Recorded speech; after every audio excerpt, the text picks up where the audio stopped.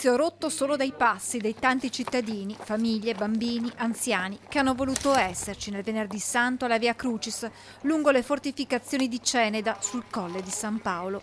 Ad accompagnarli le luci di Vittorio Veneto sempre più lontane, stazione dopo stazione. La sofferenza del popolo ucraino più volte entra nelle preghiere del vescovo di Vittorio Veneto, Monsignor Pizziolo. Queste ultime settimane non si può non provare compassione per la via crucis che sta vivendo il popolo ucraino. La croce di Gesù, come quella portata dalle donne e dagli uomini ucraini, alcuni di loro presenti alla Via Crucis. Viviamo questa via crucis in profonda sintonia di comunione e di preghiera con questo popolo attualmente martoriato.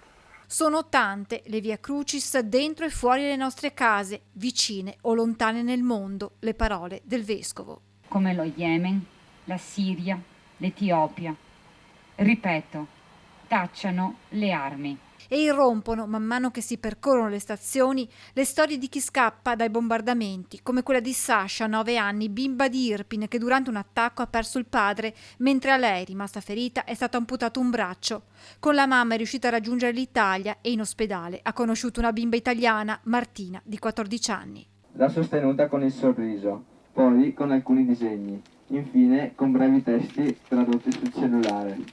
Per incoraggiarla le ha scritto: le cose brutte sono passate, ora la tua vita sarà serena, perché hai accanto una madre forte che ti seguirà passo passo. Alla 9ª stazione, quando Gesù cade per la 3ª volta, suona forte per tutti l'insegnamento che ha dato agli uomini. Sei caduto e ti sei rialzato, per indicarci che non importa quante volte cadiamo, ma che l'importante è rialzarsi e andare fino in fondo, anzi fino in cima.